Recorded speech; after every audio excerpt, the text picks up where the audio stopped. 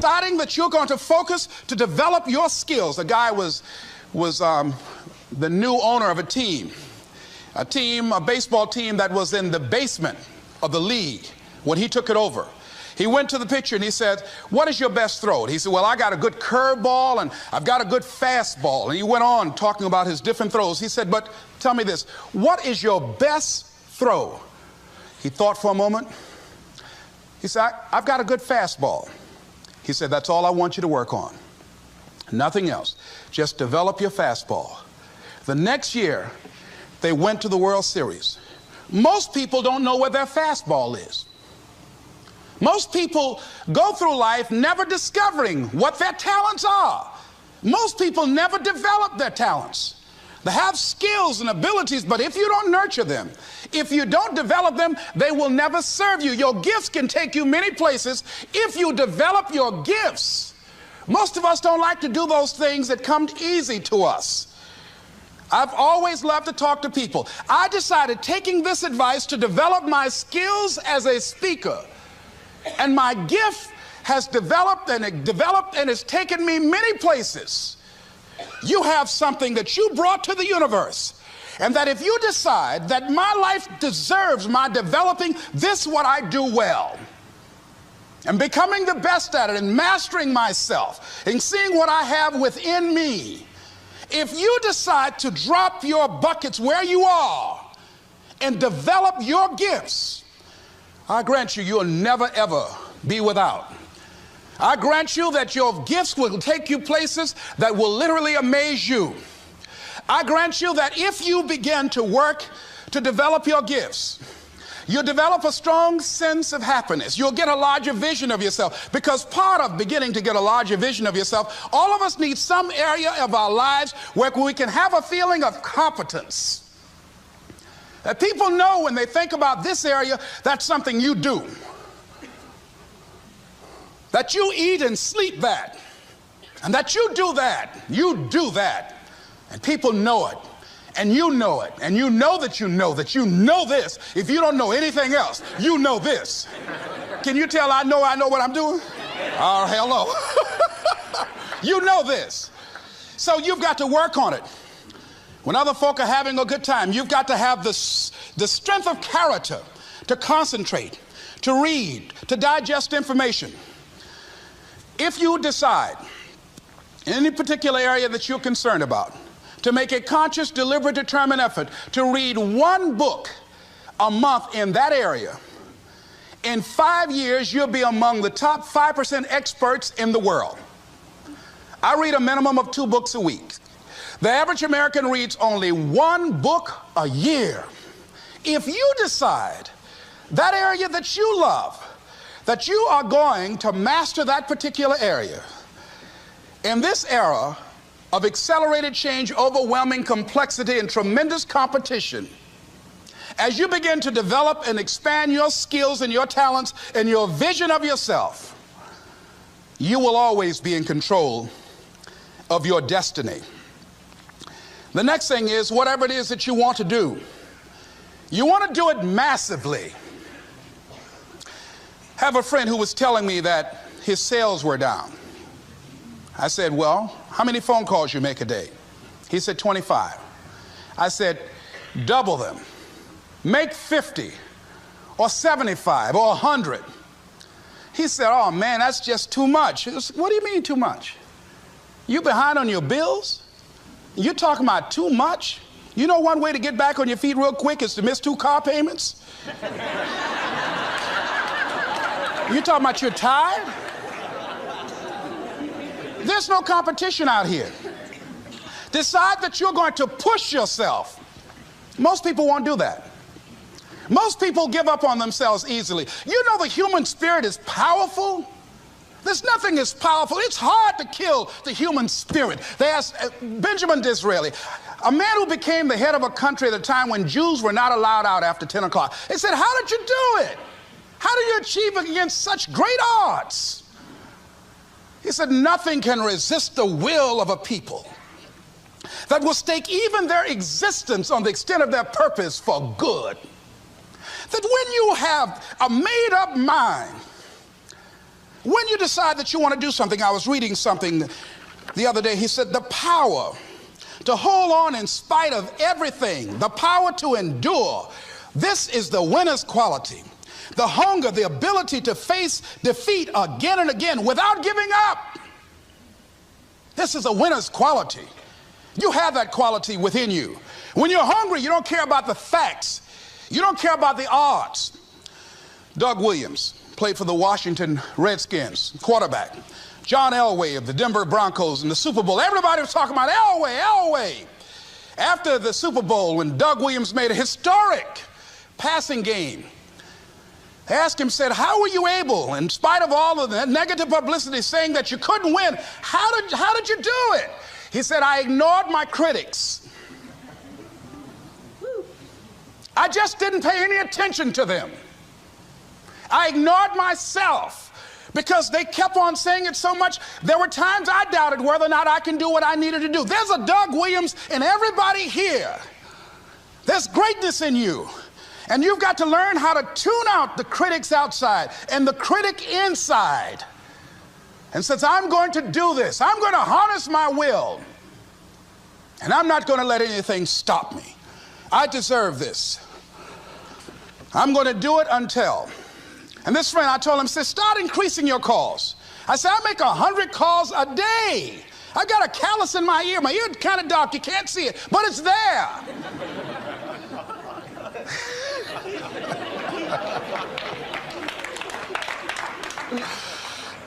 His sales have increased. He's working harder now. The other thing is that if you want something, you have got to be relentless. You've got to learn how to become resourceful. You've got to learn how to become creative. When crises strike in your life, and in the Chinese language, crises mean danger, but it also means opportunity. And this is an opportunity for you to grow. And you've got to be so relentless, regardless of what comes down the pike, that you're always looking for a way to get over, always looking for a way that you can break through, always looking for a way that you can win, always looking for a way that you can strike a telling blow. And pretty soon, I think there's some people watching us in the universe that say, wait, let's call a meeting over here. You know that guy Mustafa? Look at him down there. He won't stop. Just that fool don't know he can't get over. Look here. Why don't we do this? Let him go and let's mess with somebody else. Just let him go on through.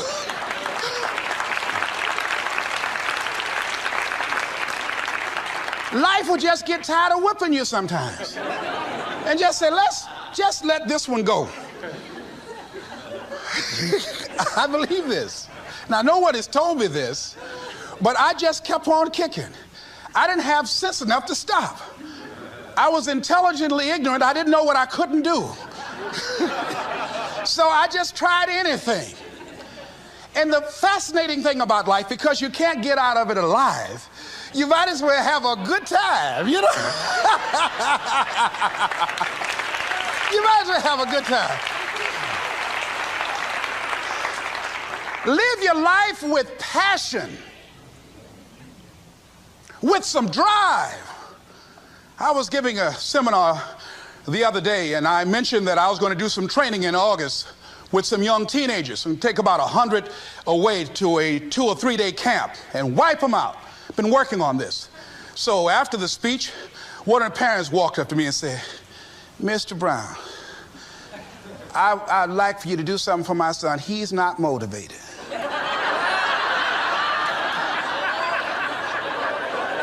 I said, I wonder why.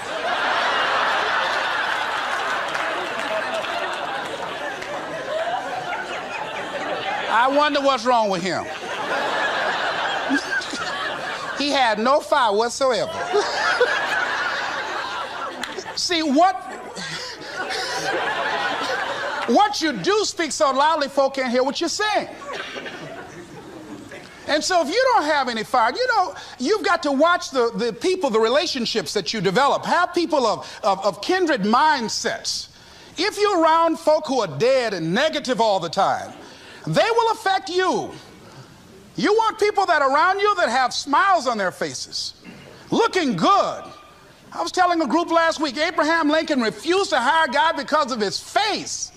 They said, but the guy can't help it. He said, anybody over 30 is responsible for their face. If you have some depressing face looking at you every day, it affects your blood pressure. Keep these dead faces away from you. It's contagious. This is serious. So you've got to watch your countenance, watch your face, have an uplifted expression, watch your body posture. All of these things affect you psychically. You got to be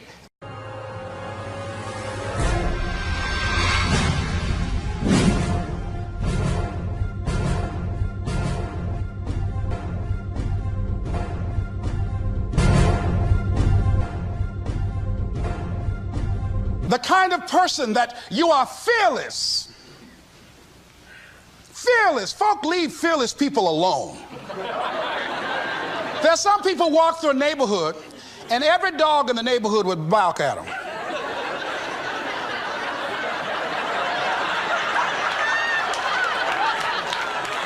But there's some people come through and ain't nobody gonna mess with this.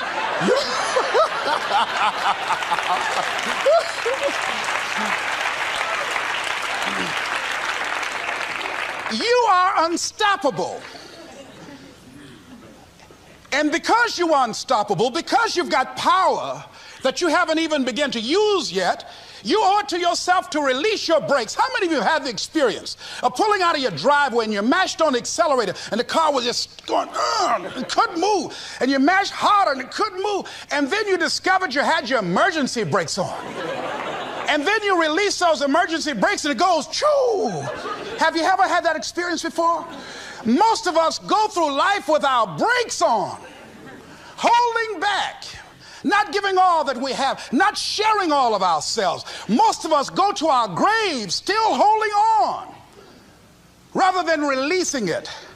What are some of those things that keep us from releasing it? Because of past experiences, past defeats, past pain. We look back, well, it didn't work out then.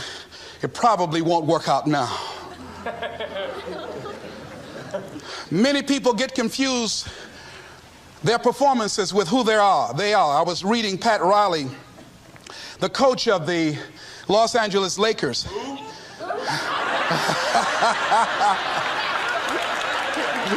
But you're going to like this quote here. After the Trailblazers had blown them out of the water, and I'm sure he said this last night, they asked him, how do you feel? He said, tonight we were exposed for what we are right now. You see? That if my speech tonight doesn't work, it doesn't mean that I'm a bad speaker. It means that what I did didn't work tonight. And I've got to separate what I do from who I am. And I've got another shot. See, the last chapter to your life has not been written yet, and it doesn't matter about what happened yesterday. It doesn't matter about the things that you've done that you feel guilty about. If you wouldn't do it today, you're convicting an innocent person. You've been reborn to a new state of consciousness. And as they say, if we knew better, we would do better. And so you begin to decide, I'm not going to be denied. I remember, and I was telling someone, and they asked me, would you repeat that again? I was interested in going into broadcasting. I'm adopted. And that was my key out. I wanted to make my mama proud of me. I was very much appreciative of what she's done for my brother and sister and I. And that was my way out. And I went over to a radio station, asked a guy and told him that I was interested in broadcasting. He looked at me in my straw hat and my overalls. He said, you have any broadcasting background? I said, no, sir, I don't. What do you do? I cut grass. Young ladies asked me what kind of work I do, and I was working on a garbage truck. I say, well, I'm a sanitary technician. He said, we don't have any job for you. I decided that was something I was going to do. I decided I'm unstoppable. I'm going to go up in here and I'm going to do this. I started going to the radio station every day, developing a relationship with the people that were doing what I wanted to do.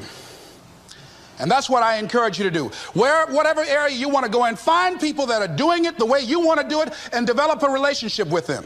When I decided to go in this area, I wrote letters to Dr. Norman Vincent Peale, to Zig Ziglar, to Dennis Waitley, all of the giants in this area. And I said, this is something I want to do. I've been following your career. Would you help me? Dr. Norman Vincent Peale answered my letter, did an article on me, wrote about me in the most recent book that he issued, and done many broadcasts about me. I'd wanted to develop a relationship and rapport with those people that were achieving those things that I wanted to achieve. By the same token, I would go to the radio station, and I developed a relationship with the guys.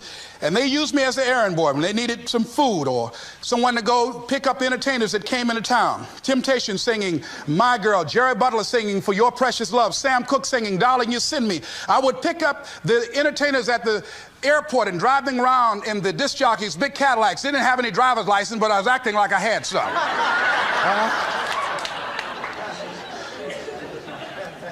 Every day I used to go home and work on my communication skills, developing myself.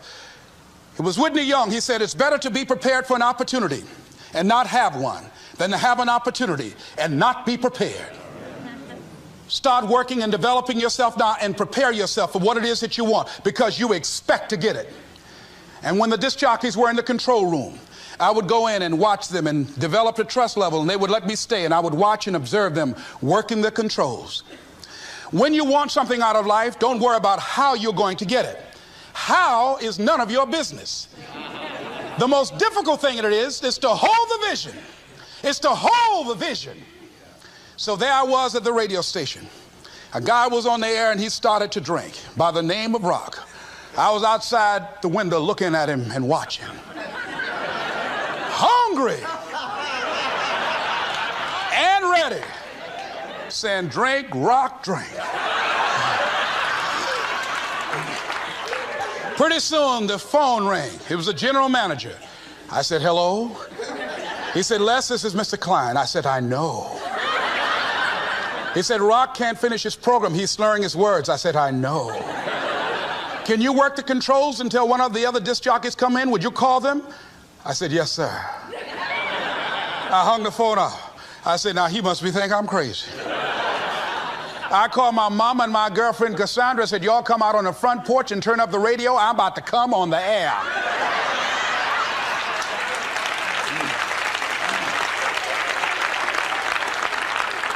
I waited about 15 minutes. I called him back. I said, Mr. Klein, I can't find nobody. He said, well, why don't you go in there and work the controls until they get there? And don't say nothing here. I said, yes, sir. I couldn't wait to sit down at that turntable, Mustafa. I said, look out, this is me, LB, Triple P, Les Brown, your platter playing Papa. There were none before me, and there will be none after me. Therefore, that makes me the one and only. Young and single and love to mingle, certified, bona fide, and indubitably qualified to bring you satisfaction and a whole lot of action. Look out, baby, I'm your love man. I was hungry.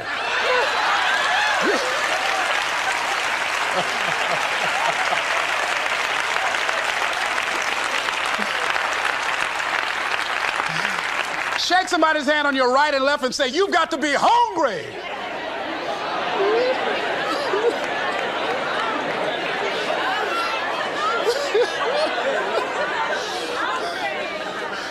Boy, y'all something else. You hear me?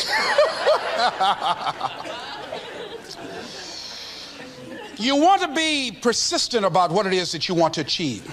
Alexander Graham Bell said, what this power is, I cannot say.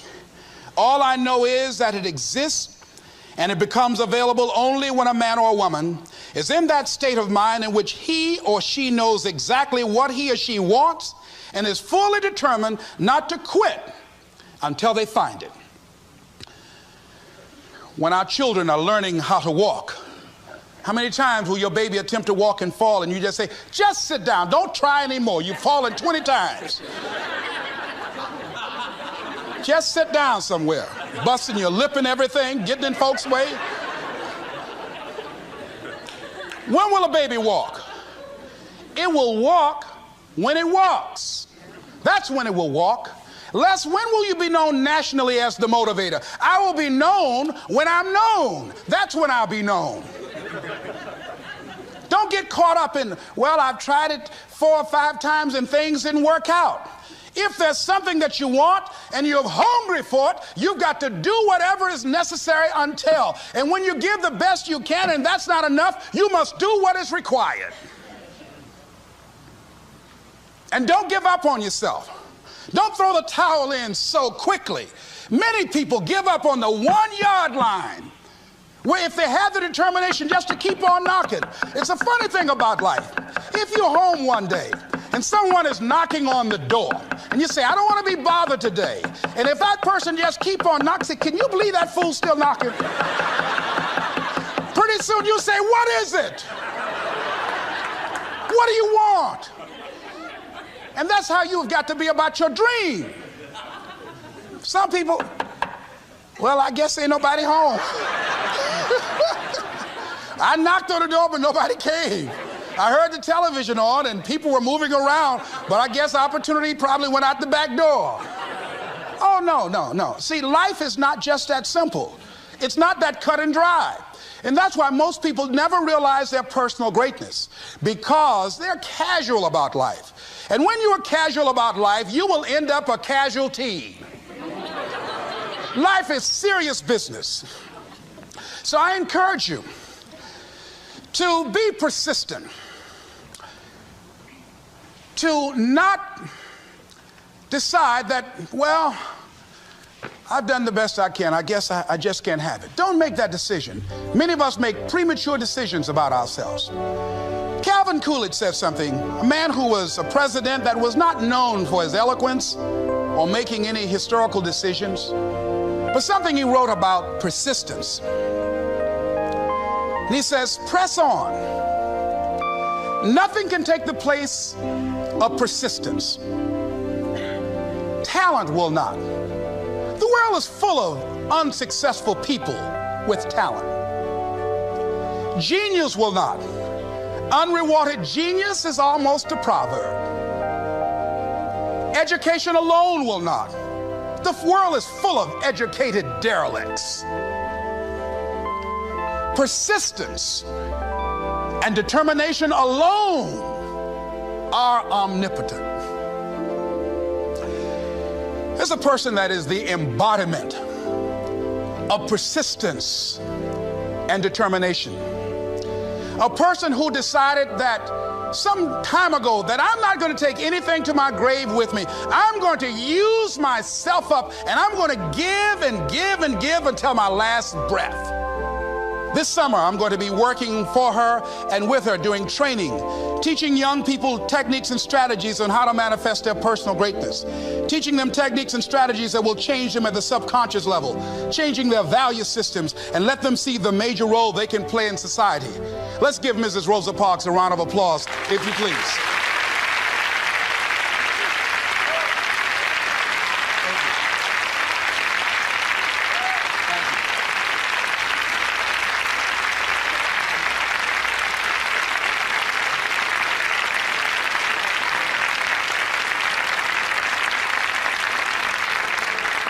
Here we are in the presence of greatness.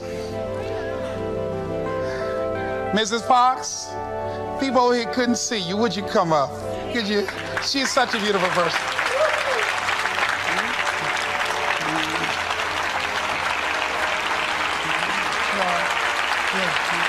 Beautiful person.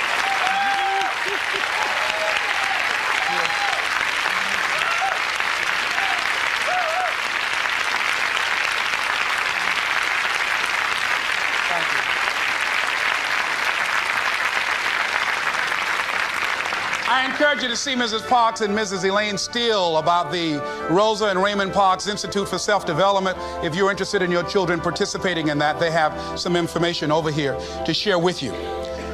It is just fascinating and just a blessing to have this woman when a lot of folk who are giving up. And here this year she celebrated her 75th birthday and still has a dream of being an instrument of change. And there is a Rosa Parks in all of us who made a decision at one point in time, standing on the platform of oughtness, as Immanuel Kant talks about in a book called Critique of Pure Reasoning, that there's certain things we know we ought to do. We just know it. We owe it to ourselves and those around us. I don't know what your dreams are. I don't know what your goals are. But let me leave this with you. Mine is to be the best son that I can to my mother. Mine is to be the best father that I can to my children, and to be the best servant that I can to humanity, and the best man that I can to the woman that I've decided to share my life with. Whatever your goals are, I know that you can achieve them. Here's something that I'd like to leave with you.